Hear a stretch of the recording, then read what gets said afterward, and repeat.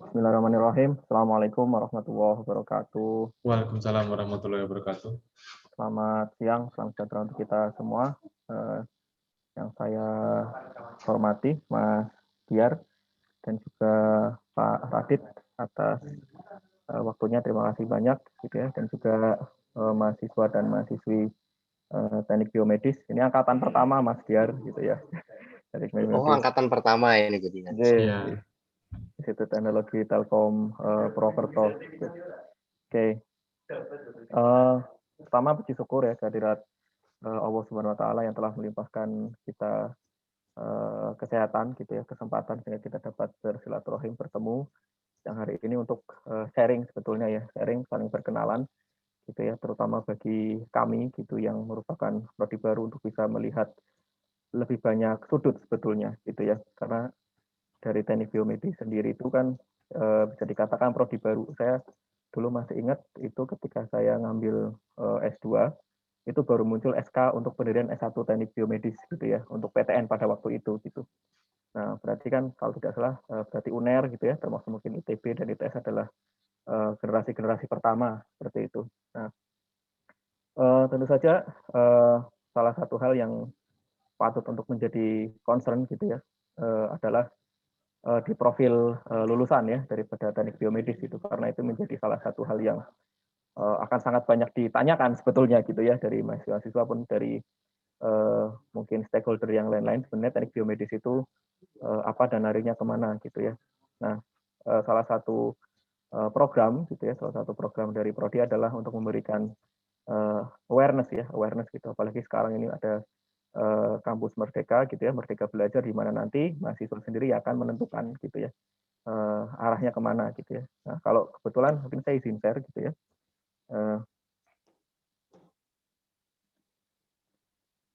Sedikit saja gitu ya. Nah, ini sedikit profil lulusan gitu ya. Jadi di kami ada 3 profil lulusan besar ya. Jadi ada 3 kelompok lah gitu ya. Yang pertama itu kita bisa sebut sebagai profesional engineer gitu ya. Jadi engineer yang profesional gitu ya. Mungkin di sini seperti Mas Diar gitu ya.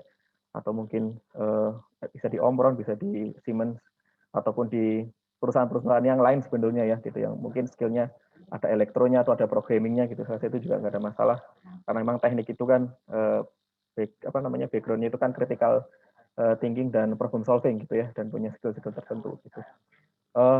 Namun lagi juga nanti salah satu terminologi baru ya. Jadi katanya itu kan di era digitalisasi macam-macam itu nanti akan ada pekerjaan-pekerjaan baru gitu ya. Nah, ini ada namanya clinical engineering gitu ya, yang ini mungkin akan sedikit masih asing gitu ya di telinga kita, dan nanti insya Allah juga dari Prodi Teknik Biomedis UTP akan ada acara juga terkait hal tersebut ya. Nanti tanggal 16 itu mengundang wakil ketua Clinical Engineer Indonesia gitu ya, Pak Suparjo gitu. Ini juga beliau juga seorang konsultan dan seorang akademisi untuk bisa membedah lebih lanjut apa itu clinical engineering gitu. Nah, untuk yang kedua ada akademisi dan peneliti ya gitu. Terus akademisi peneliti ya contohnya dosen-dosennya sendiri lah kayak gitu. Jadi lulus S1 kemudian lanjut S2, ada yang masuk di akademisi ngajar, ada yang mungkin di LIPI gitu ya, atau melanjutkan penelitian-penelitian lain bisa di luar negeri dan sebagainya gitu. Itu kelompok kedua gitu. Nah, terus kelompok ketiga ini yang agak menarik ya, sebenarnya ini yang menjadi menurut saya ini sebenarnya yang paling keren itu yang ketiga gitu ya, karena butuh nyali gitu sebenarnya ya, itu technopreneur gitu. Nah, ini beberapa contoh sebenarnya.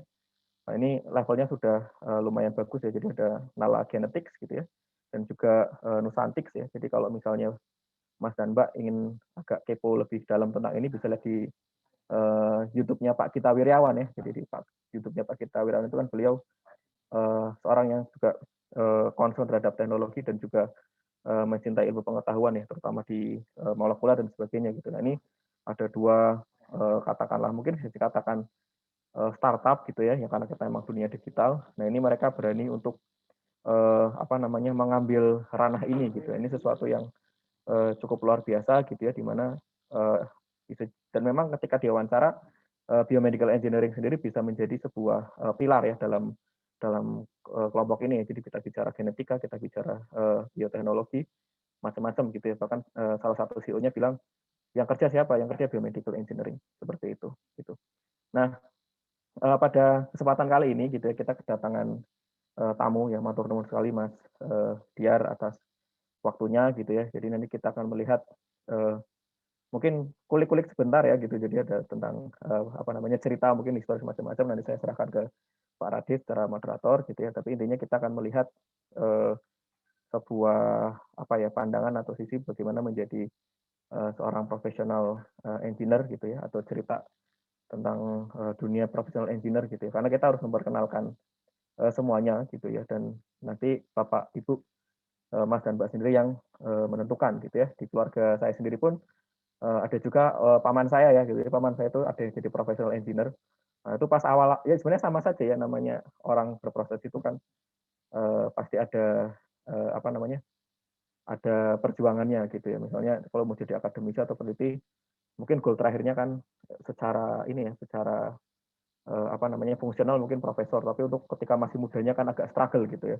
Nah begitu juga dulu paman saya cerita-ceritanya ya pernah jadi sales gitu ya, pernah jadi macam-macam gitu ya, sampai pada akhirnya mencapai apa namanya posisi tertentu gitu. Itu memang sebenarnya semuanya sama ya, apalagi baru baru pertama apa namanya baru pertama lulus mungkin tantangannya banyak dan sebagainya ya. Sebenarnya sama saja gitu ya. Yang penting adalah kalau menurut hemat saya adalah agar mahasiswa itu paham gitu ya dengan tiga dunia ini gitu ya. Jadi dunia profesional gitu ya sebagai seorang apa namanya profesional insinyur atau nanti di rumah sakit clinical engineering sebagai akademisi atau peneliti juga ada tantangannya tersendiri gitu ya, dan juga nanti sebagai technopreneur gitu ya. Jadi mungkin kita juga akan undang untuk melihat bagaimanakah dunia technopreneur gitu ya, dunia wirausaha yang berbasis ilmu-ilmu teknik, dalam hal ini adalah teknik biomedis gitu.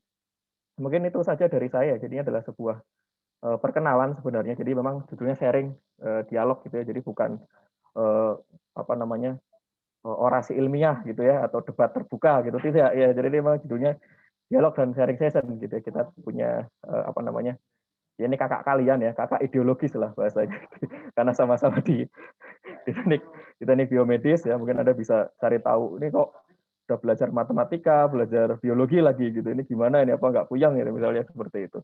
Nah ini inginnya itu seperti itu ya gitu kalau dari pengelola prodi. Mungkin saja dari saya, terima kasih, semoga ada manfaatnya. Terima kasih sekali lagi baik Mas Diar, Mas Radit maupun apa namanya mahasiswa dan mahasiswa teknik biomedis yang juga mungkin di luar teknik biomedis yang hadir gitu ya, untuk lebih tahu gitu ya. Saya rasa banyak manfaat ketika kita melihat sesuatu yang memang sudah dialami gitu ya oleh senior-senior dalam keilmuan gitu. Mungkin saja dari saya Mas Radit dan semuanya gitu saya kembalikan. Wassalamualaikum warahmatullahi wabarakatuh. Waalaikumsalam warahmatullahi wabarakatuh. Terima kasih sambutannya dari Pak Muhammad Yusro, tadi Pak Yusro atas perkenalan ya, isinya perkenalan mengenai teknik bisnis TTP dan juga mungkin bagaimana pandangannya. Nanti ke depannya itu setelah lulus, apa sih yang akan nanti kita setelah lulus nanti yang seperti itu. Nah, sekarang kita masuk ke acara utama, yaitu dialog dan sharing session ya, seperti tadi Pak Yusro juga sampaikan, karena sesuai dengan judulnya juga. Jadi kita dialog aja, sharing session di sini kita santai aja. Silakan bertanya apa aja gitu, mengenai teknik biomedis, mengenai bagaimana lulusan dan bagaimana mengenai apa nanti bagaimana mungkin cara belajar atau mungkin apa aja yang dipelajari di teknik biomedis gitu. Nah sebelumnya akan saya perkenalkan terlebih dahulu untuk narasumber atau pembicara pada acara hari ini, yaitu dengan nama lengkap Mas Ginanjar Udiarera Kresnananta, gitu. Biasa dipanggil dengan nama Mas Diar ya, gitu. Kalau saya Mas, kalau mungkin kalau teman-teman yang lain bisa manggil dengan nama Pak Diar, gitu ya. Terus tempat tanggal lahirnya Mas itu saja lah Mas. Oh Mas aja Terlalu juga ya, tua oke. saya, iya. Terlalu tua Oke, saya. oke gitu. Oke nanti teman-teman silakan manggil dengan Mas Diar gitu ya. Gitu Mas. Mas Diar ini lahir di Pacitan pada tanggal 5 Desember tahun 1992. Gitu. Nah, sekarang alamatnya itu di Pegadaian Timur, Pancoran di Jakarta Selatan ya Mas ya. Itu. Betul Mas, Nah, betul. terus Mas Diar ini adalah alumni dari Teknik Biomedis Universitas Airlangga. Kalau sekarang dulu namanya Teknomedis atau? Kalau dulu zaman angkatan saya masih namanya Teknobiomedik di Oh gitu ya. tempat saya kayak gitu. Oke, kalau sekarang sudah Teknik Biomedis atau masih Ya, tetap? Oke. Sekarang kemarin kebetulan saya tanya teman saya yang jadi dosen di tempat saya dulu sekolah juga, sekarang namanya udah sama, teknik biomedis, udah Oh penyetaraan ya, semua sekarang biar oh seragam ya, gitu. ya sama semua Mas ya. Oke, Mm-mm. oke. Jadi di alumni S1 Teknik Biomedis, terus sekarang bekerja di Omron Healthcare Indonesia Mas ya Ya, eh, sebagai apa engineer. engineer di Lebih sini saya. tepatnya apa Mas? Berarti lebih tepatnya Saya eh, sebagai technical engineer di sini. oke. Kebetulan untuk bagian service, kalibrasi semua di sini seluruh Indonesia untuk orangnya cuma 3 aja saat ini kayak gitu. Oh, jadi salah satu engineer yang ada di situ. Oke. Mm-mm. Oh, oke, mungkin saya awali dulu ya sebagai moderator gitu ya, setelah perkenalan tadi, berarti kan sudah. Mungkin kita tarik awal dulu, kan berarti masuk ke teknomedis ya, teknobiomedis Universitas Airlangga dulu, berarti angkatan berapa Mas ya? Tahun 2011 atau Saya sebelum angkatan lagi? 2010. Oh, Jadi angkatan 2010. kedua. Saya angkatan kedua karena angkatan pertama adalah 2008. Kebetulan saya masuk 2010, saya lulus Hmm, 2017. Kebetulan ya sangat lama sekali saya berada ah. di kampus ya seperti itu. Betah Mas ya di kampus. Waduh, nggak cuma betah lagi itu saya di kampus itu. Oke, kalau gitu kita tarik ke dulu. Kan itu kan berarti kalau tahun 2010 itu masih termasuk sangat baru, Mas ya. Nah, itu kalau dulu kan informasi juga mungkin masih nggak sederas sekarang. Kalau dulu apa yang membuat Mas Diar sendiri tertarik untuk masuk ke teknobiomedis dulu? Jadi Atau apa yang hmm, saya rasa juga hampir dirasakan oleh semua mahasiswa teknik biomedis. Ya ya, pasti, jadi teknik biomedis ini pasti bukan jadi pilihan pertama daripada jurusan kita. hmm, Udah, itu hmm, pasti kebanyakan seperti ya, itu saat itu. Jadi ya, saya memang dari awal suka dengan elektro. Jadi saya putuskan ketika saya kuliah saya masuk ke biomedical engineering. Kalau di luar negeri namanya biomedical engineering. ya, Kebetulan ya. kalau di UNER saat itu teknobiomedik, jadi oke, saya pilih teknobiomedik sebagai kebetulan saat itu untuk di UNER saya jadikan teknobiomedik untuk pilihan pertama saya kebetulan seperti itu. Oh ya. Jadi memang seperti itu saya masuk ke teknobiomedik seperti itu. Oke, memang berarti dari awal karena suka elektro dan emang udah ada Mm-mm. insight dari biomedical engineering dari luar Mm-mm. negeri itu Mas ya. Jadi udah ada Betul, pandangan sedikit lah ya. betul. Oke. Saat itu saya memang saya tidak membaca.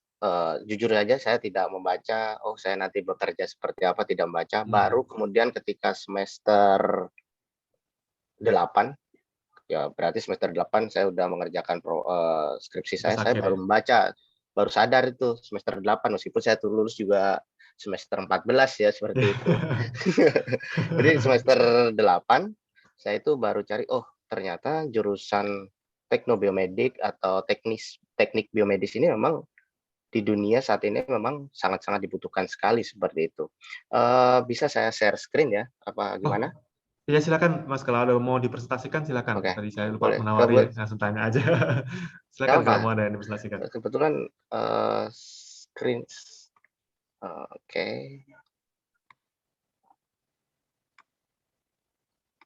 Mas, silakan Mas kalau mau presentasi dulu silakan. boleh. Ya, Bisa, silakan. bisa Silakan. kelihatan ya. Terlihat ya.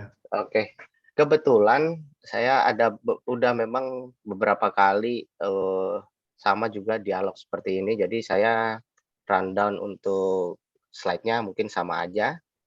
Eh, ini adalah profil saya. Saya bekerja di Omron Healthcare Indonesia dari 2017 sampai dengan sekarang. Pendidikan saya di Erlangga University, di Universitas Erlangga. Seperti yang terlihat 7 tahun. Uh, ya kalau orang bilang ya udah di garis kuning mendekati mau dengan di DO untuk 7 tahun seperti itu. Saya Sedikit memang dipaksa keluar Mas ya. saya menyelesaikan skripsi saya dalam waktu 4 bulan aja dari proposal Oh ke ya. skripsi saya 4 bulan aja seperti itu. Memang dipaksa keluar saat itu. Kemudian untuk Omron Healthcare Indonesia dari 2017, sekarang saya menempati posisi sebagai technical engineer. Yang jadi saran saya buat teman-teman saya yang merasa satu line dengan saya di mana teknik biomedis, janganlah kita berkecil hati, orang pasti bilang jurusan apa itu, jurusan baru. Kita jangan seperti itu. Yang jadi concern saya adalah memberitahukan bahwa ke adik-adik semua atau teman-teman saya, bahwa saya jurusan ini benar-benar jurusan yang sangat sangat sangat dibutuhkan saat ini. Kenapa saya bisa bilang dibutuhkan? Hampir semua universitas besar di seluruh Indonesia sekarang pasti punya jurusan teknik biomedis. Mulai dari ITS, ITB, bahkan ini angkatan pertama dari Telkom kan ya. Iya. Jumlah mahasiswanya berapa saat ini?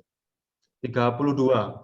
Tuh, udah banyak Iya. banget untuk ukuran generasi Bisa. pertama 32 itu udah besar, berarti memang peminatnya memang sangat-sangat banyak. Jadi Alhamdulillah. memang kita pasti akan bisa berkompetisi di luar sana dengan baik dengan jurusan lain maupun dengan jurusan yang sama universitas-universitas yang lain seperti itu. Kemudian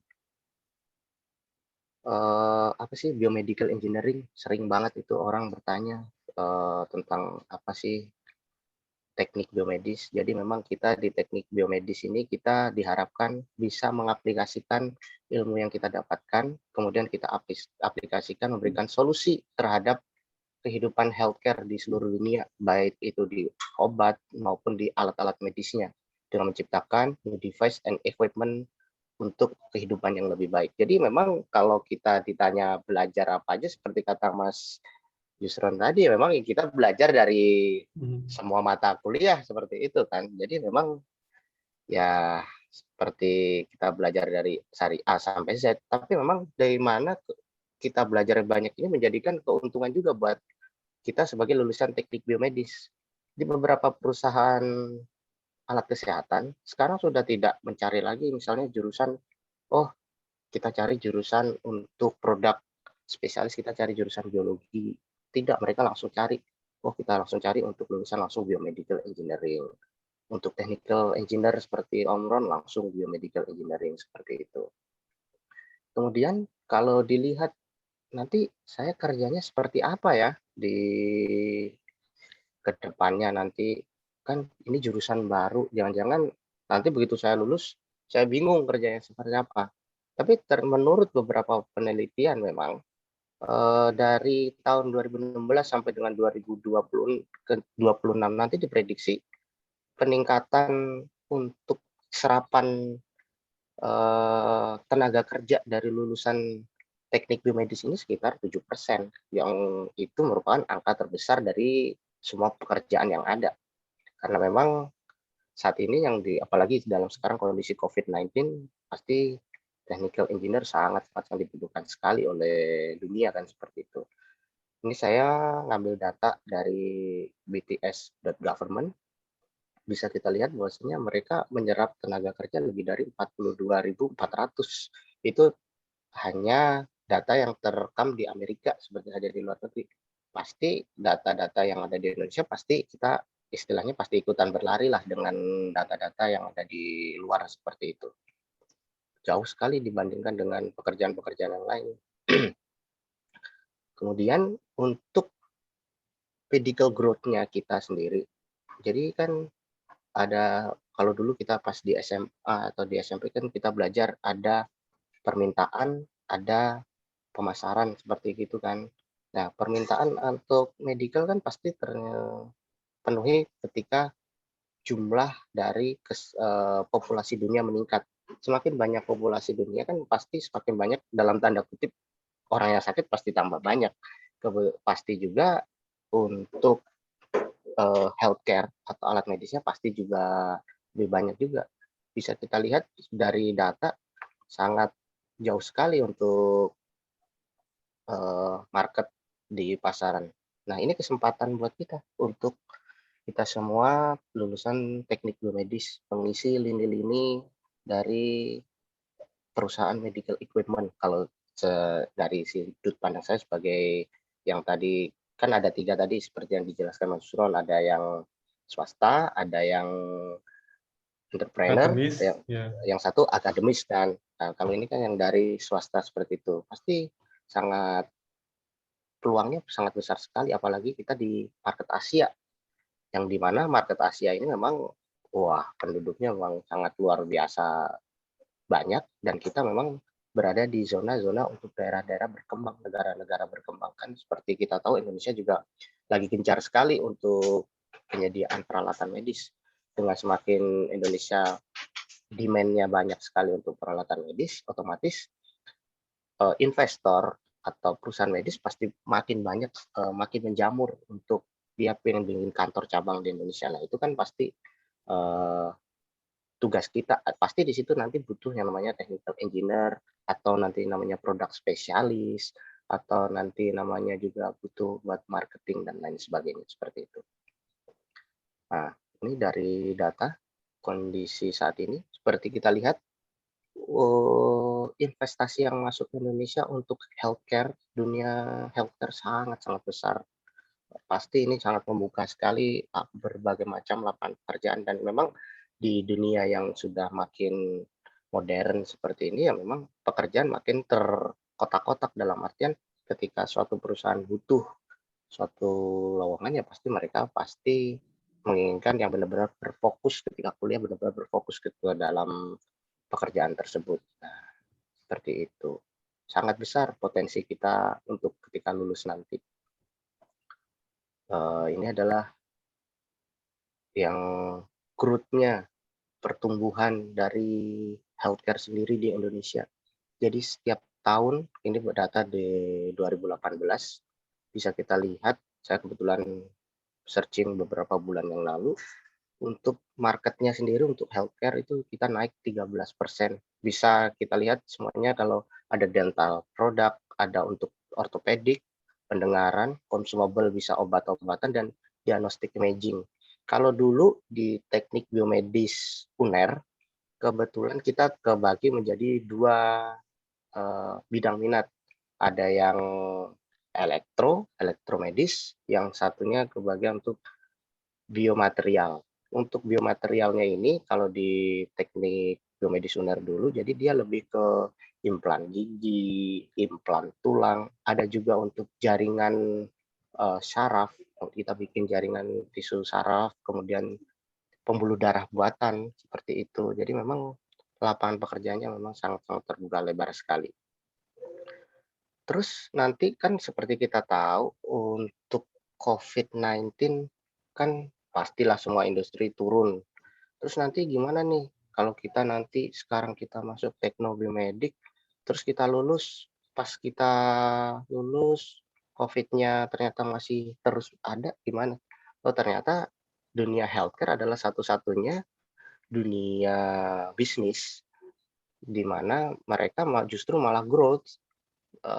Saya banyak punya kenalan yang justru ketika perusahaan yang lain mengalami krisis, perusahaannya justru malah menambah pegawai untuk baik produk spesialis maupun technical engineer, karena memang secara global untuk perusahaan healthcare saat ini sangat berkembang sekali.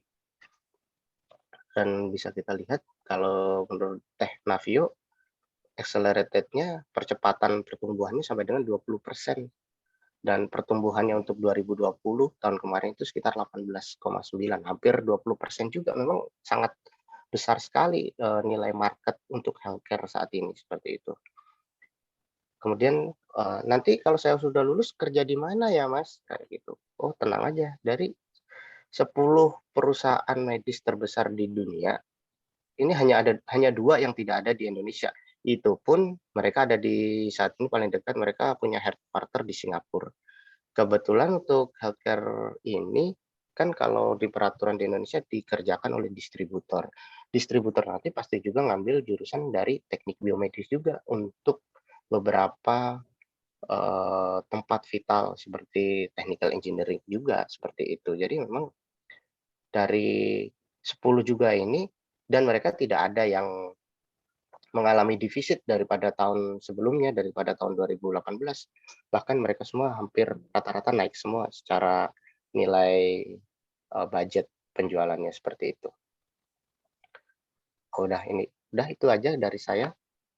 Mungkin ada yang ditanyakan atau mungkin kita ke sesi tanya jawab, silakan. Boleh. Mungkin dari teman-teman mau ada yang ditanyakan. Mungkin cerita dari saya Mas ya. Berarti berarti mungkin yang lain kalau mau tanya silakan ya nanti ya. Langsung aja bertanya. raise hand, ada raise hand, nanti silakan raise hand, nanti akan silakan bertanya. Kalau teman-teman tadi kalau lihat dari data grafis tadi kan memang kebutuhan untuk lulusan teknik biomedis terutama di industri pun kedepannya juga akan semakin besar ya Mas ya. Nah kira-kira apa kompetensi yang harus disiapkan nih berdasarkan pengalaman Mas dia sendiri di industri, kompetensi apa yang harus dimiliki kira-kira untuk lulusan teknik biomedis sendiri gitu, untuk bisa bersaing di industri gitu Mas. Jadi kalau sepengalaman saya juga sering sharing ke beberapa teman-teman saya juga untuk skill apa yang harus kita punyai adalah yang pertama kita harus memiliki yang paling penting adalah soft skill kita. Memang di dalam saat ini materi teknobiomedik adalah materi yang sangat-sangat menurut saya sangat berat sekali. Kita belajar dari matematika, fisik, biologi, kimia, semua. elektro kembali, kemudian kembali lagi ke elektro digital kalau saya dulu seperti itu. Ya, memang tapi ilmu-ilmu itu nantinya bakalan kita pakai gunakan di kehidupan bekerja seperti itu. Kemudian yang paling penting lagi seperti kata saya tadi adalah soft skill-nya, di mana kita sebetulnya ketika di dunia bekerja memang kita diharapkan agar lebih mudah untuk berkomunikasi. Makanya kalau saya dulu menyesal juga ketika kuliah kenapa saya tidak ngambil, saya ikut PKM atau saya ikut yang istilahnya untuk kegiatan itu memang kalau organisasi gitu ya. organisasi seperti itu. Kemudian kalau dulu zaman saya masih ada PKM di mana kita kayak mengembangkan inovasi kita, kemudian kita presentasi, itu juga masih ada kan sama sekarang kan? Ya, masih ada Mas. Itu nilai yang sangat menonjol juga nanti ketika perusahaan akan melihat kita, oh ini orang sudah berbaur dengan orang banyak, kemudian orang ini sudah sering public speaking. Biasanya itu pasti jadi nilai plusnya di samping memang nilai dari ijazah memang sangat diperlukan sekali seperti itu. Oke. Jadi itu ya note-nya Mas ya, terutama di bagian soft skill ya, mungkin terkadang itu masih sering disepelekan gitu ya, pengalaman selain kuliah gitu. Karena saya sendiri juga dulu kan sebelum masuk jadi dosen juga pernah bekerja secara profesional juga. Itu emang kadang kalau kita nilai perkuliahan itu kan itu untuk administrasi ya, kita bisa lolos administrasi. Tapi selanjutnya wawancara dan lain-lain itu akan terlihat bagaimana karakter kita sendiri gitu Mas. Itu yang bagaimana pengalaman kita sehari-hari. Seperti itu emang. Oke, terima kasih jawabannya tadi. Mungkin yang lain ada yang mau bertanya? Ada yang mau ditanyakan? Baik, mungkin tadi dari presentasi tadi mungkin ada yang penasaran gitu, atau mungkin di luar itu juga silahkan mengenai karir. Gitu silakan, mungkin ada yang mau tanyakan. Untuk Om Ron sendiri Mas, kalau di Indonesia itu dia bisnisnya seperti apa Mas ya kalau boleh tahu? Jadi mungkin ada pandangan kalau industri kesehatan di Indonesia itu seperti apa gitu mungkin pandangan juga. Bentar, saya ada screen juga kalau nggak salah tentang bisnis Om Ron kalau nggak salah. Baik.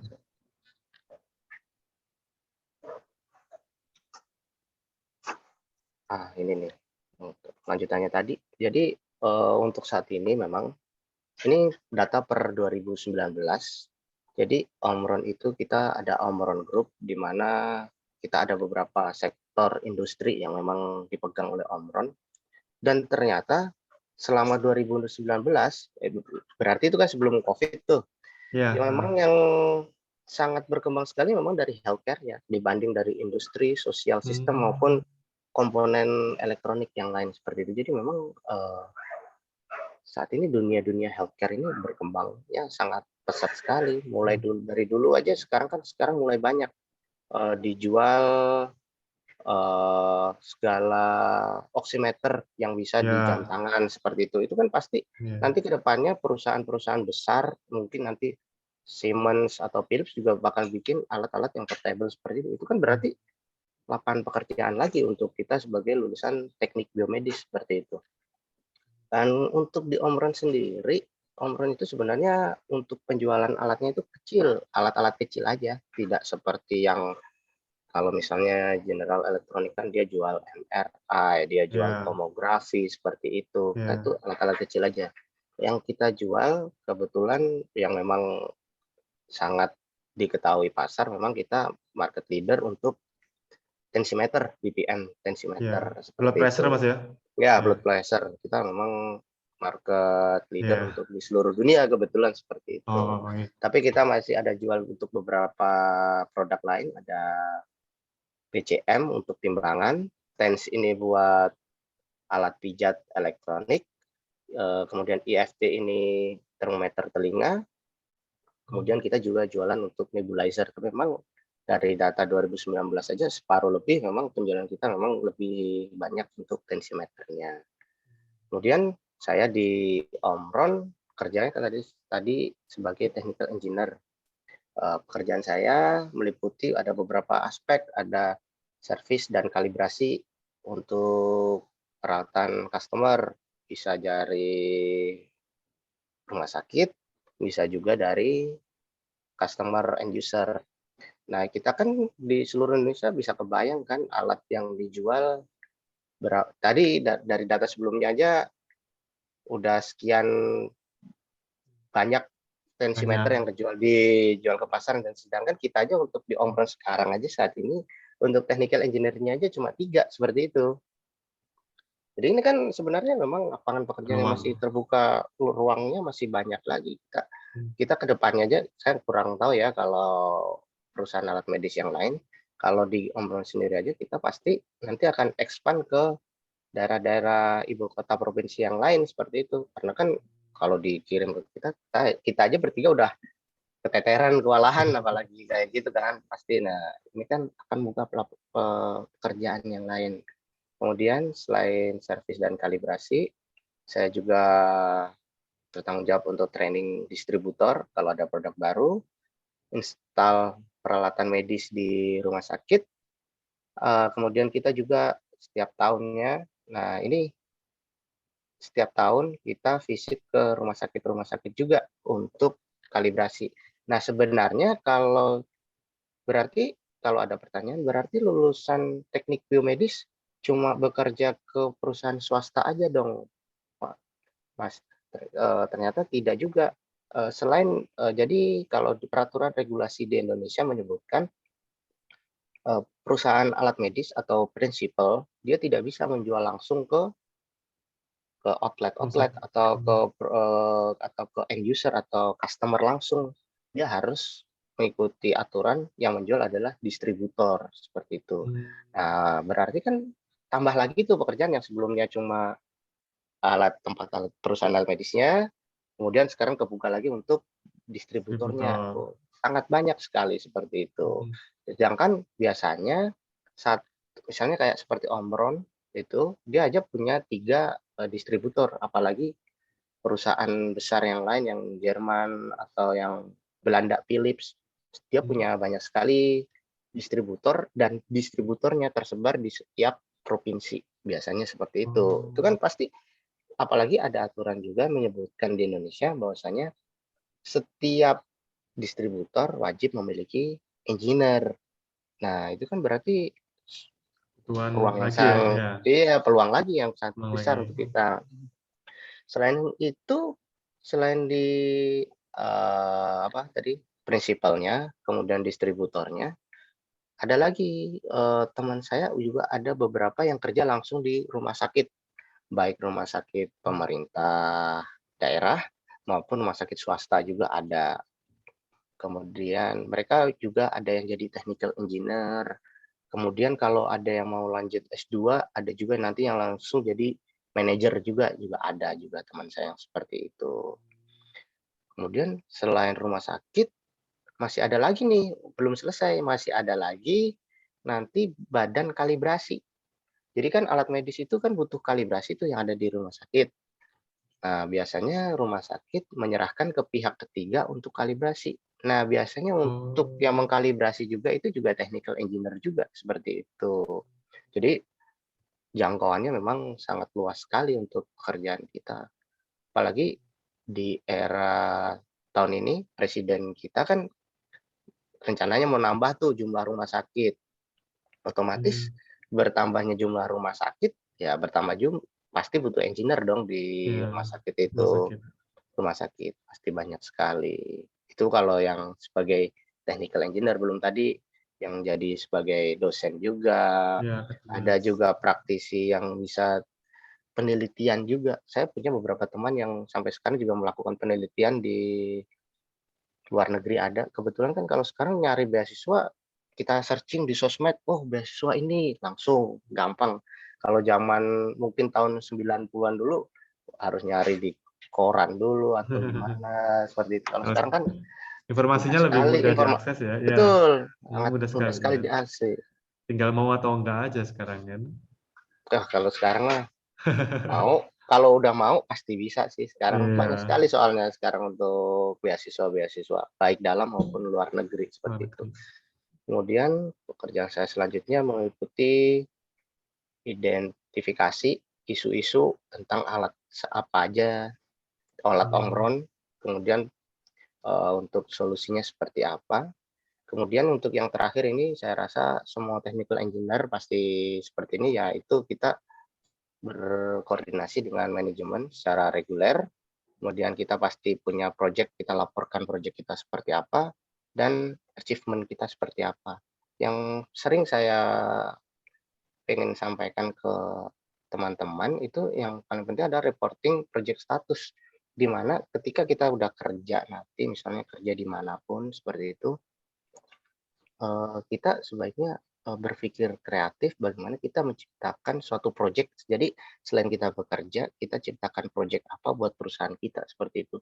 Mungkin mungkin di beberapa perusahaan itu akan dinilai sebagai project thank you aja atau misalnya ya udahlah terserah kerja apa enggak kayak gitu. Tapi ketika nanti kita berpindah ke perusahaan selanjutnya itu akan menjadi bargain power atau daya tarik kita agar perusahaan itu lebih menginginkan kita seperti itu. Jadi biasanya orang-orang yang memiliki project, makanya tadi saya bilang kalau pas kuliah saya menyesal saya tidak ikut seminar ini atau seminar itu memang sangat-sangat berpengaruh sekali ketika di dunia kerja seperti itu. Udah sih, itu aja kalau Oke, dari Om Ron, seperti itu penjelasan besar. ya. Itu secara umum juga hampir sama lah Mas, ya untuk technical engineering, mungkin di perusahaan lain juga tanggung jawabnya juga hampir sama seperti itu ya Mas ya. Jadi itu tadi bisa jadi pandangan juga untuk industri itu technical engineering seperti itu. Nah tadi juga disebutkan untuk lulusan biomedis itu di rumah sakit Mas. Mungkin bisa sedikit spoiler juga. Kalau di rumah sakit itu berarti tanggung jawabnya itu apa Mas ya? Terus role-nya itu apa? Soalnya kan mungkin kita sering bergesekan dengan elektromedis juga ya. Nah itu apakah Biasa ada itu. ya apakah tanggung jawabnya tuh bedanya seperti apa? Seperti itu mungkin Mas. Bisa sepengetahuan Mas dia itu seperti apa mungkin Jadi dari pengalaman teman. pada dasarnya saya punya beberapa teman juga yang bekerja di rumah sakit, baik rumah sakit swasta maupun rumah sakit negeri.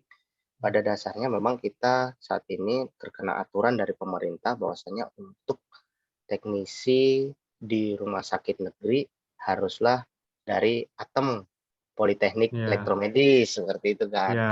Tapi makin ke sini untuk rumah sakit swasta itu juga banyak juga kok yang menginginkan langsung dari lulusan teknik biomedis Medis.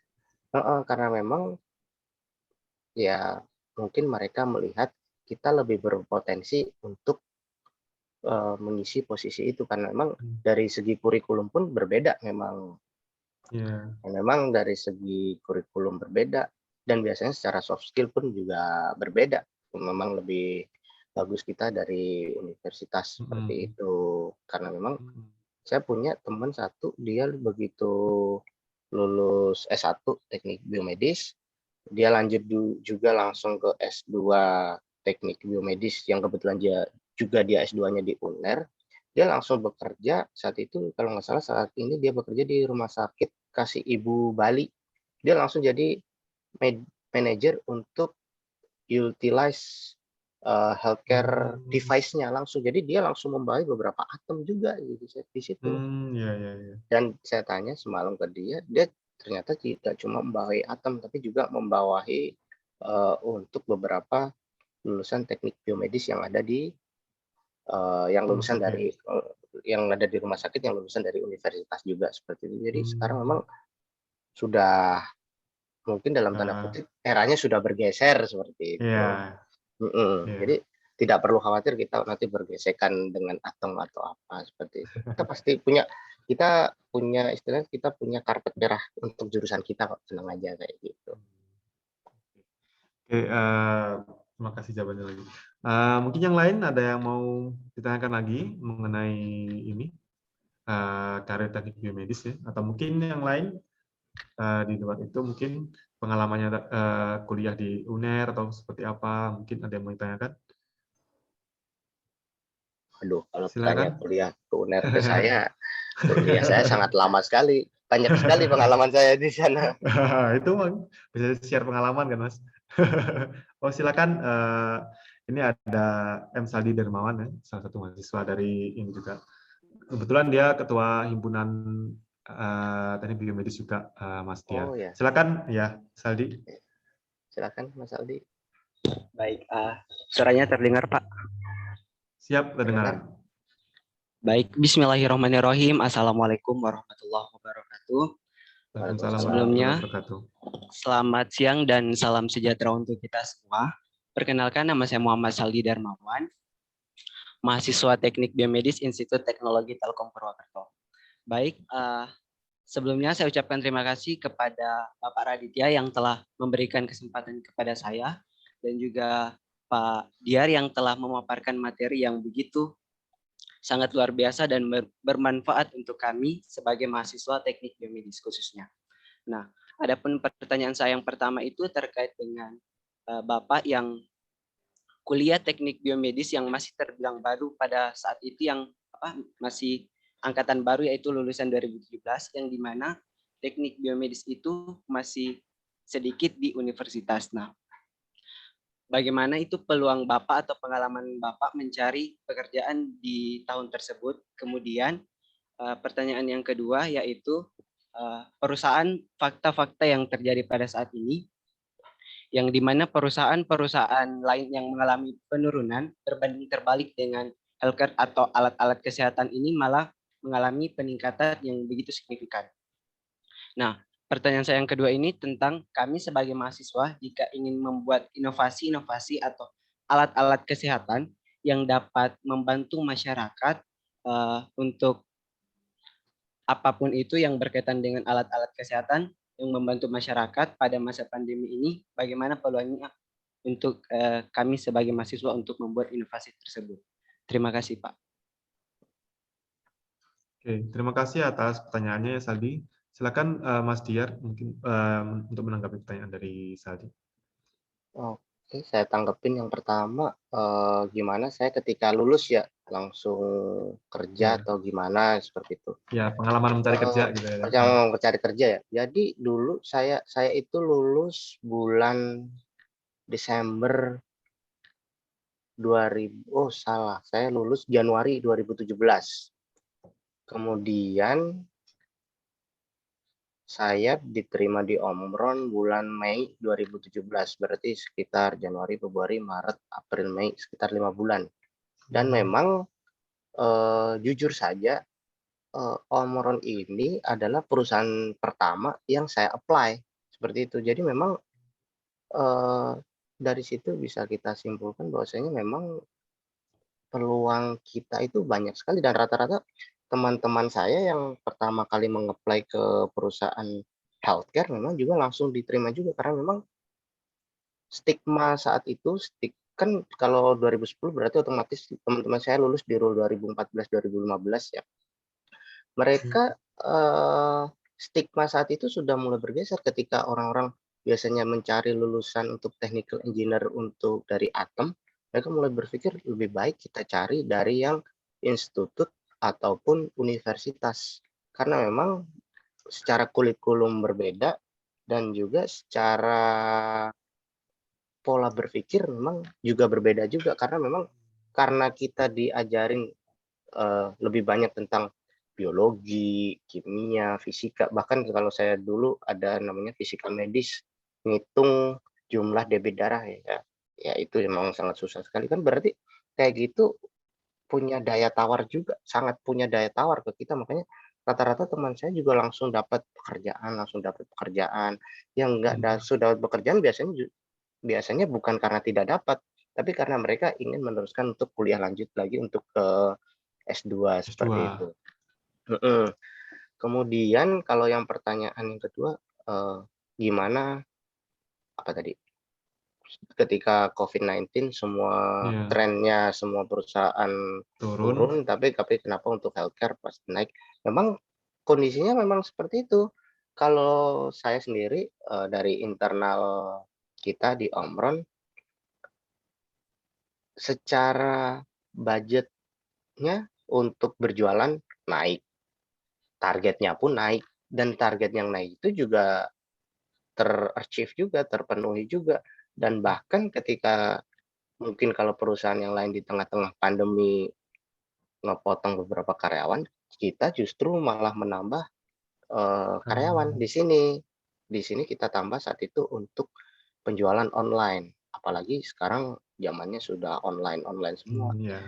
Meskipun biasanya kita jualan sudah oke, tapi kita tetap aja pangsa pasar yang kita ekspansi lebih besar lagi. Jadi memang kalau dikatakan healthcare ya pasti healthcare tambah naik juga karena memang permintaan akan peralatan kesehatan pasti tidak akan pernah turun, mau ada COVID, mau ada bencana alam seperti apa, seperti itu. Dan ketika permintaan atau demanding untuk alat kesehatan bertambah, kebutuhan akan teknisi atau kebutuhan akan produk spesialis dari barang yang dijual perusahaan pasti juga akan bertambah juga, seperti itu.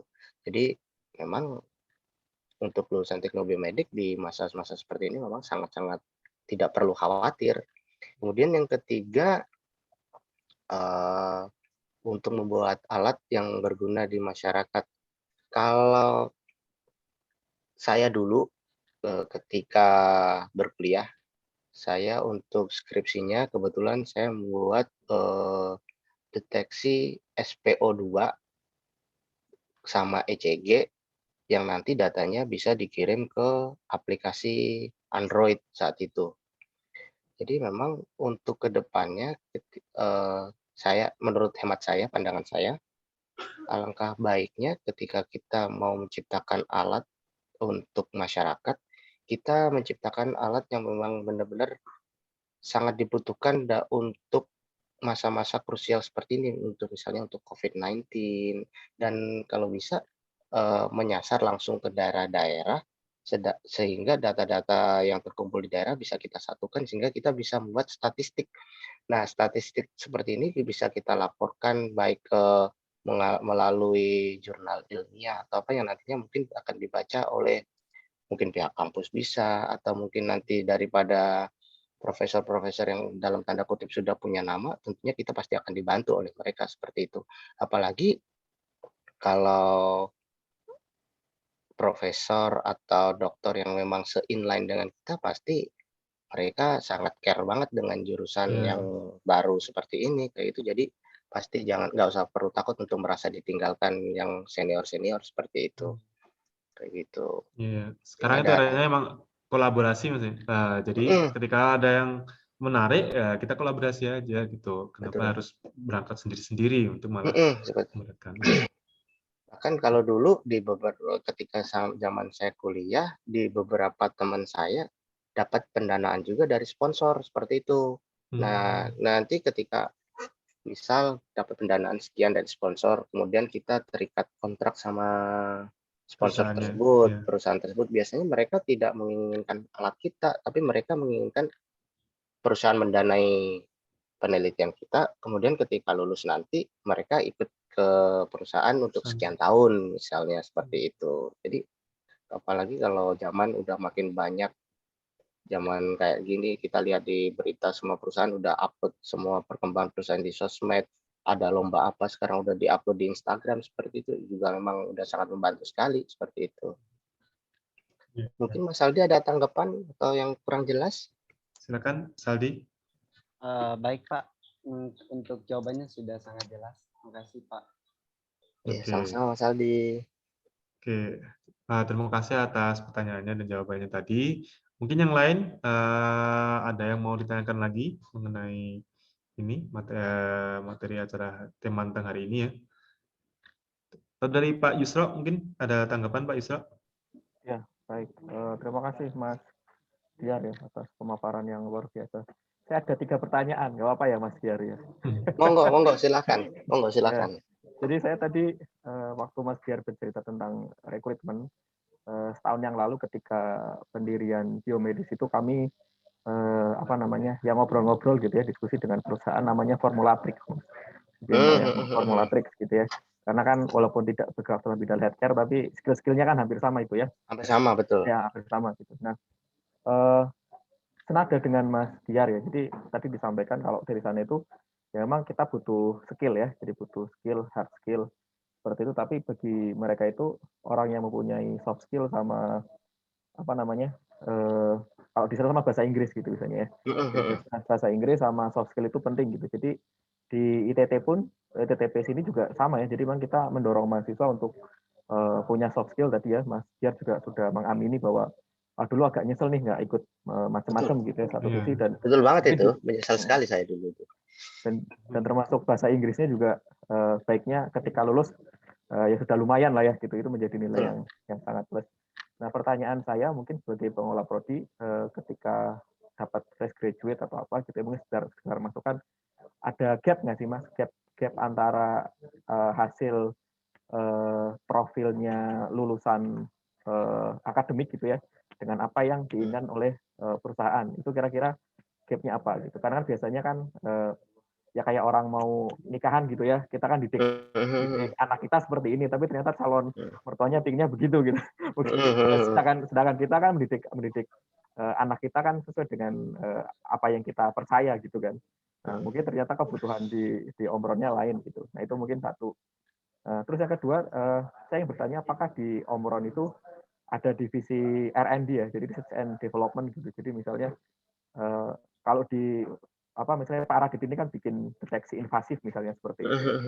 Apakah di Omron juga ada divisi khusus yang memang mengembangkan itu gitu. Terus yang ketiga, mungkin ini sedikit pertanyaan. Apakah di Omron sudah istilahnya melihat atau menginisiasi atau sudah pernah cerita tentang kerjasama dengan dunia pendidikan, Mas?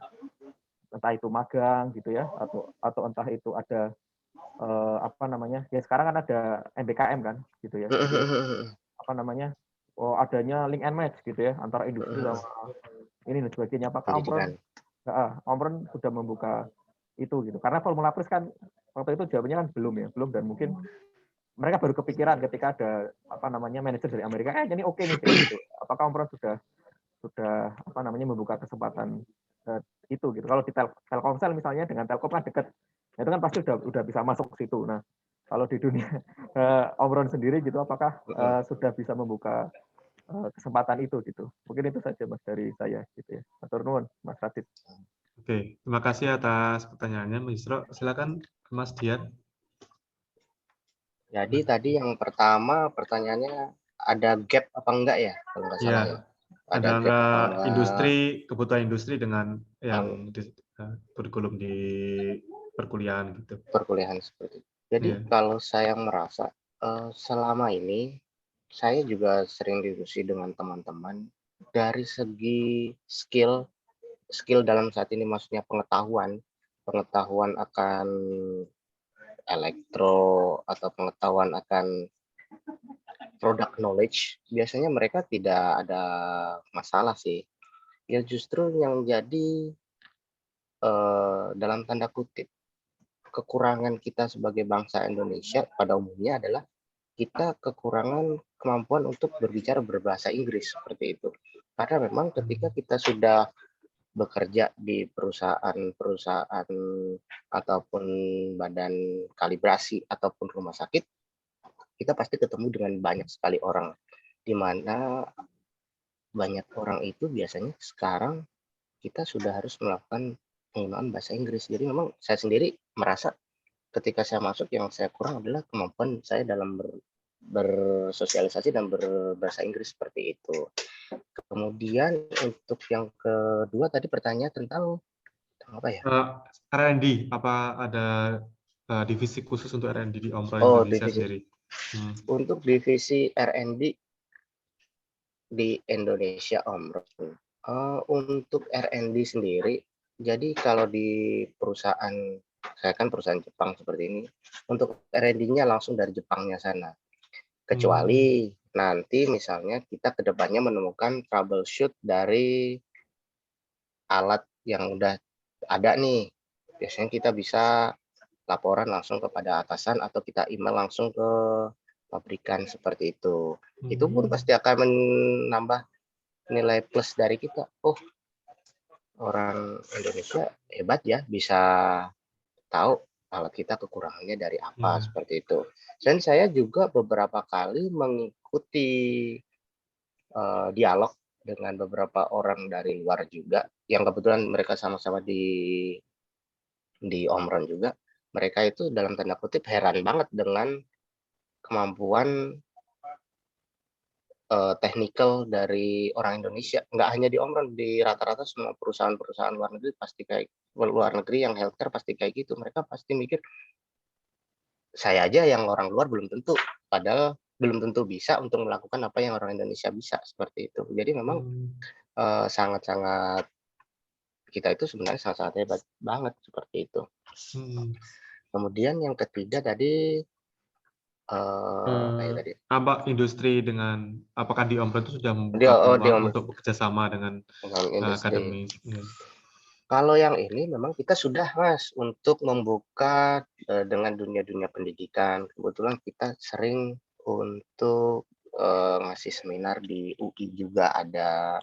Kemudian kita dalam tanda kutip saat itu ada program yang kita ingin agar Omron lebih berkontribusi ke negeri. Jadi kita memberikan beberapa alat untuk dijadikan penelitian oleh mahasiswa, seperti itu juga, seperti tensimeter kalau nggak salah dan nebulizer saat itu.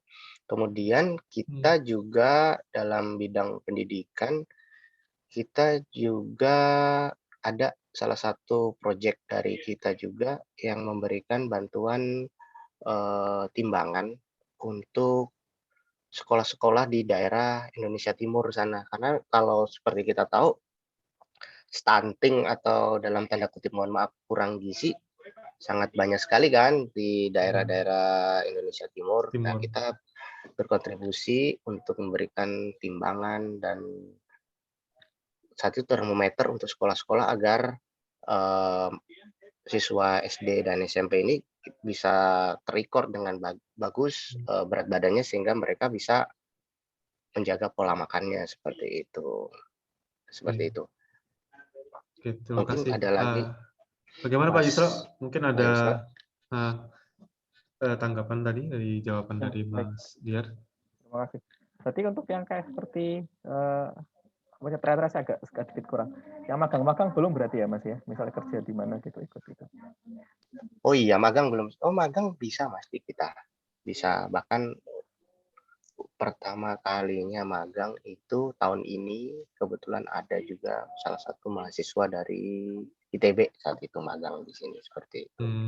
Magang bisa, cuma memang karena COVID-19 seperti ini kita jadi pilih-pilih juga karena memang kondisi kantor juga buka tutup seperti itu.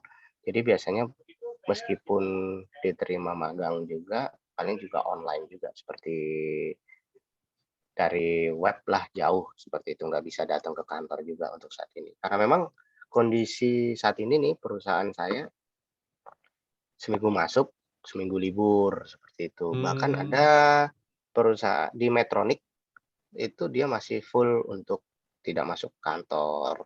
Di Draeger pun WFH Draeger pun seperti itu kondisinya seperti itu. Jadi memang setiap perusahaan punya kebijakan masing-masing terkait dengan WFH dan WFO, tapi untuk magang sih bisa gitu. Tinggal ngajuin aja suratnya ke manajer marketing. Nanti kan kalau di saya technical engineer di bawah manajer marketing nih, ajuin aja nanti butuhnya berapa lama, kalaupun memang bisa biasanya nanti akan dibalesin lagi seperti itu. Oke. Kalau saya dulu, oh ya saya mau nambahkan, kalau saya dulu untuk PKL-nya kebetulan saya tidak di perusahaan, untuk saya zaman dulu di rumah sakit seperti Hmm. itu selama 45 hari. Jadi saya ikut IPRS rumah sakit, saya juga mendampingin untuk penggunaan beberapa alat untuk operasi juga. Jadi kemudian nanti kita bikin laporan, kemudian ada sidangnya untuk PKL, yes, seperti itu. Untuk PKL itu berarti di rumah sakit bersama dengan elektromedis itu atau mungkin di lainnya, Mas, waktu PKL itu? Bareng elektromedisnya saya. Hmm. Jadi saya saat itu kebetulan datang untuk saya di Surabaya, Rumah Sakit Darmo Surabaya, kebetulan lagi Darmo, ya. lagi ada servis MRI, jadi kita ikut lihat juga untuk bagaimana untuk servis MRI-nya. Kemudian untuk menemani pasien tomografi juga. Saat itu juga tomografi, endoskopi juga. Jadi memang kita diperbolehkan untuk melihat bagaimana penggunaan alat-alat instrumentasi medis. Karena memang dunia pekerjaan nanti nggak hanya tentang technical engineering seperti saya sebutkan tadi, ada beberapa lowongan yang lain, salah satunya produk spesialis. Nah, produk spesialis ini nantinya kita itu menemani dokter untuk memasang alatnya. Kalau misalnya di salah satu perusahaan Medtronic misalnya dia bikin pacemaker kan. Nah, ini dokter kan pasti butuh bantuan di mana masang pacemaker yang baik dan benar seperti itu. Jadi biasanya produk spesialis menemani dokter ketika operasi seperti itu. Iya. Tadi ya sedikit gambaran mengenai peluang di rumah sakit juga itu ya dari PKL. Oh ya, PKL 40 hari. Biasa rata-rata kalau dulu saya 45 hari. Ada juga kalau saya boleh tahu di ITT Telkom ini nanti ada berapa penjurusan? Apa satu aja atau gimana? Nah, mungkin Pak Yusra bisa menjawab. Ya, jadi untuk sebenarnya ini kan lagi ada perubahan kurikulum ya, Mas Diar ya. Ketika ada MBKM kan akan ada mungkin perubahan penjurusan gitu. Yang jelas untuk kurikulum 2020 itu belum ada penjurusannya gitu ya. Jadi nanti belajar semua gitu ya. Nanti dari mahasiswanya nanti yang milih sendiri mereka ingin mendalami apa gitu. Nah, mungkin untuk yang MBKM sebenarnya ada kepikiran gitu ya. Kan di ITTP ini ada 3 fakultas, Mas. Fakultas Telekomunikasi dan Elektro, Fakultas Informatika, dan Fakultas Rekayasa Industri dan Desain. Nah, sebenarnya menurut kami ini kan bisa jadi hal yang bagus buat penjurusan gitu. Jadi karena ada 3, jadi mending kalau memang ingin mendalami telekomunikasi dan elektro gitu ya, macam-macam telemedicine, macam-macam, mungkin bisa masuk ke fakultas ini gitu ya. Intinya kan kalau MBKM kan bisa bisa ngambil kuliah di fakultas lain gitu. Kalau ternyata suka rekayasa industri, desain, material gitu ya, termasuk desain produk, mungkin bisa ngambil mata kuliah dan penelitian di FRID gitu ya. Atau misalnya suka pemrograman, ya rekayasa perangkat lunak dan sebagainya, itu nanti tinggal, atau sistem informasi gitu ya, itu nanti tinggal masuk ke FUF gitu. Jadi ada kepikiran wacana ke sana. Jadi daripada mungkin kita bikin ruwet-ruwet, mending kita melihat diri sendiri dan kita sudah punya potensi 3 keilmuan yang sudah cukup stabil gitu ya. Mending mahasiswa aja nanti kemudian memilih pinginnya kemana gitu. Seperti itu sih. Karena dulu itu kan belum ada MBKM ya, jadi harus elektro gitu. Nah, begitu ada MBKM boleh milih, tadi kepikiran ini kan ada 2 fakultas yang juga sebenarnya BM ini kan luas sekali gitu. Luas sekali Mas, luas. Dan ini kan juga sebenarnya di teman-teman teknik industri, desain produk juga bisa jadi BME, teman-teman informatika juga bisa jadi BME kan seperti itu. Betul. Ya sudah, nanti ini dibuka saja gitu, monggo nanti mahasiswa milih gitu. Nah, itu sementara kayak gitu Mas. Nah, kita sebenarnya lagi menuju ke pembuatan kurikulum baru sih seperti itu.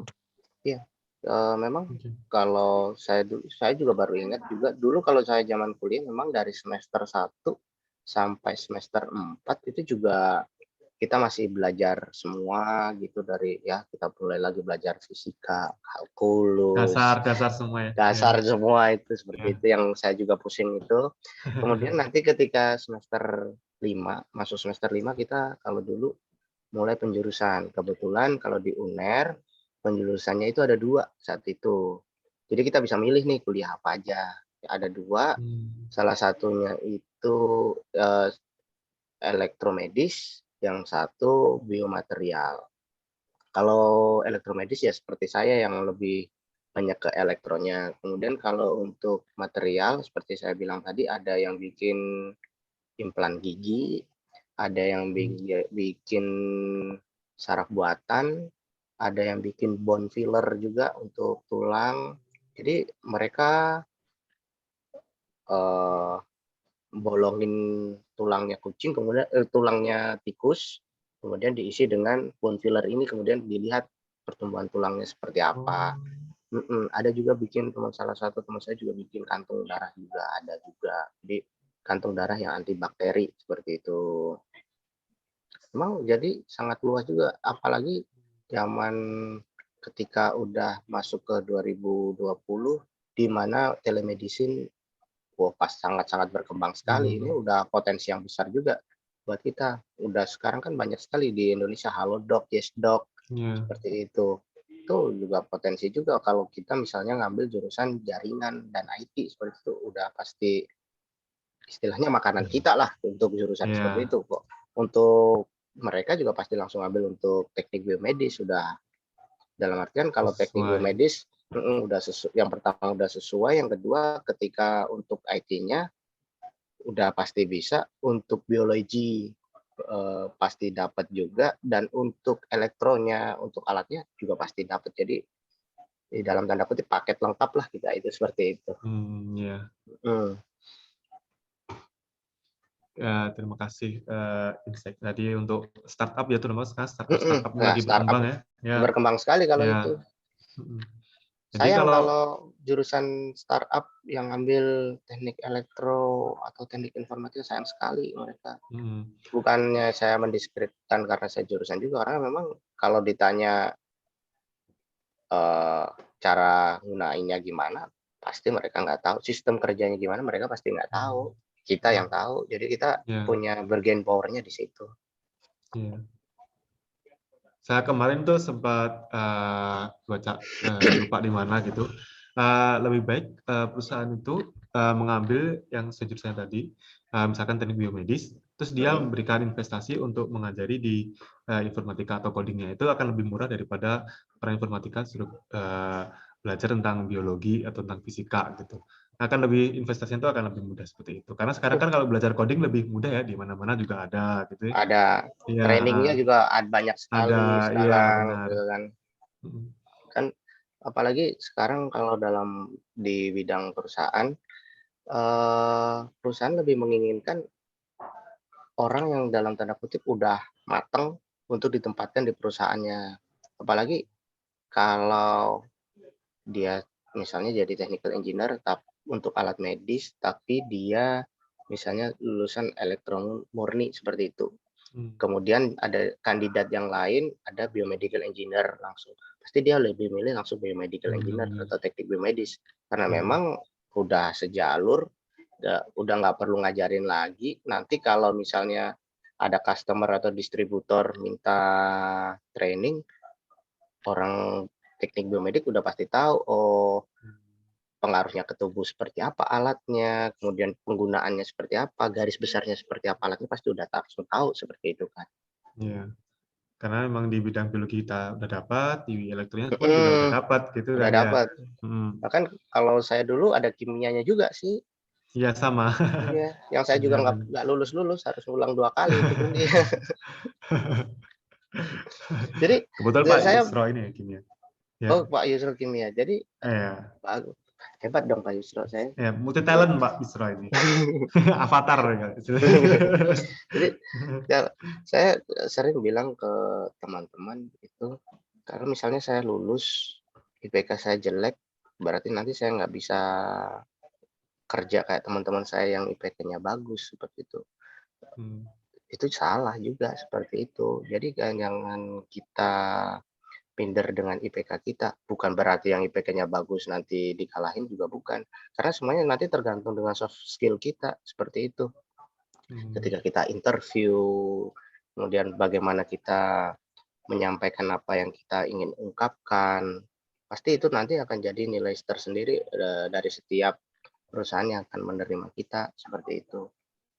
Apalagi yang saya tuh sering bilang ke teman-teman saya, IPK saya yang jelek, lulus lama, itu aja ditanyain ketika interview. Saya bilang, kok kamu lulusnya lama, kok kamu IPK-nya kecil. Ya saya jawab, saya dibanding dengan lulusan teknik elektro, saya jamin lebih bisa saya, Pak, seperti itu, saya bilang gitu. Dan memang kalau dia, ya memang saya setuju dengan jawaban kamu sebelumnya, memang kayak gitu, memang jawaban yang benar. Memang karena memang lapangan pekerjaan untuk teknik biomedis ini memang sangat terbuka lebar, kayak gitu. Banyak untuk produk spesialis yang diisi oleh orang biologi, kan mereka mungkin mengerti bagaimana biokompatibilitas alat tersebut ke tubuh, tapi kan mereka tidak mengerti bagaimana secara teknis ya. Secara teknis bagaimana alat ini bekerja. Itu kan nanti ketika kita menjelaskan ke dokter, kita pasti akan ditanyain bagaimana secara teknis alat ini bekerja. Iya, benar sekali. Oke, yang lain mungkin ada yang mau tanyakan lagi? Ini mumpung Mas Diar ini sering di sini nih. Dia unek-unek ya, mungkin dulu kepikiran nanti saya lulus mau jadi apa, mesti galau-galau gitu kan. Nah, mungkin di sini agak tercerahkan, terus ada yang mau ditanyakan. Silakan kalau ada yang mau ditanyakan lagi. Yang lain. Gimana? Oke. Kalau memang tidak ada yang tanyakan, berarti mungkin kita bisa inilah tutup ya. Tapi sebelumnya mungkin ada tips and trick atau kata-kata terakhir gitu, Pak Mas Diar, yang mau disampaikan ke mahasiswa Teknik Biomedis ITTP. Gitu. Sebelum kita tutup. Suaranya hilang, Mas Diar? Kata-kata terakhir udah kayak saya mau berakhir aja ini. Tips aja. Tipsnya kita nggak usah berpikir nanti kita kerja apa, jangan-jangan udah nggak ada lowongan kerjaan lagi buat kita. Enggak.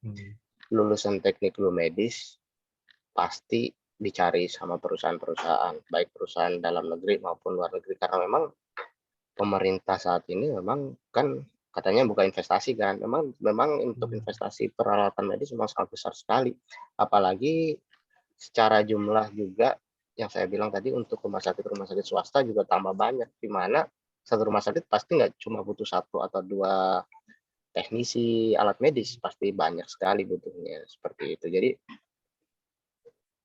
kalian masuk jurusan yang benar kok, tenang aja. Yang terpenting adalah bagaimana kita ke depannya tetap semangat sehingga kita tidak meluruhkan semangat juang belajar kita. Apalagi intinya insya Allah kalau kita cari aja pekerjaan di bidang healthcare pasti dapat kok kalau teknik biomedis, seperti itu. Oke, terima kasih atas motivasi ya. Ya biar gak galau-galau lagi kan, mungkin masih banyak galau gitu kan ya. Jadi di sini kan setelah mengikuti webinar ini jadi semakin semangat, kuliahnya juga semakin baik seperti itu ya. Iya, baik. Ya,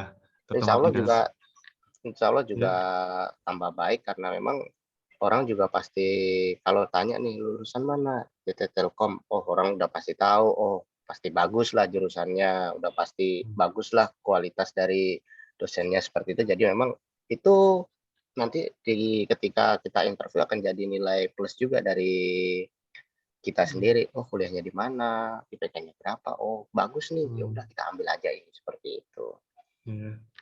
Oke, terima kasih atas kesannya tadi ya, Mas Diar. Semoga Mas Diar juga sukses selalu di pekerjaannya, karirnya, sukses selalu diberi kesehatan. Lagi sekarang masa pandemi, masih pandemi. Semoga diberi kesehatan. Sekian, terima kasih atas kehadiran Mas Diar sudah sharing. Terima kasih juga untuk Pak Yusro atas kehadirannya. Dan mungkin ada tim dosen lain tadi, ada Bu siapa tadi? Udah nggak ada. Tadi ada tim dosen lain, terus untuk teman-teman mahasiswa teknik biomedis atas kehadirannya. Semoga diskusi dan dialog kita hari ini itu bermanfaat dan menjadi keberkahan bagi kita semua yang mengikuti acara ini. Sekian, saya sebagai moderator mohon izin untuk menutup acara ini. Terima kasih sekali lagi saya ucapkan. Mohon maaf kalau ada salah kata. Sekian. Wassalamualaikum Juga minta warahmatullahi maaf kalau wabarakatuh. ada kata-kata. Oh, sama-sama. Iya. Waalaikumsalam. Terima kasih. Terima Mohon kasih Mas izin. Tiar atas waktunya. Iya, terima kasih juga. Semoga kita Sama. bisa kerjasama lagi mungkin entah di penelitian atau apa, mungkin bisa Boleh. kerjasama ya. Boleh, Mas. Komunikasi Boleh. lebih lanjut ya Mas Jar ya. Boleh, silakan aja, silakan. Mas, terima kasih Ya. ya. Selamat Ya, siang. terima kasih. Mas Tiar. Saya izin untuk end meetingnya.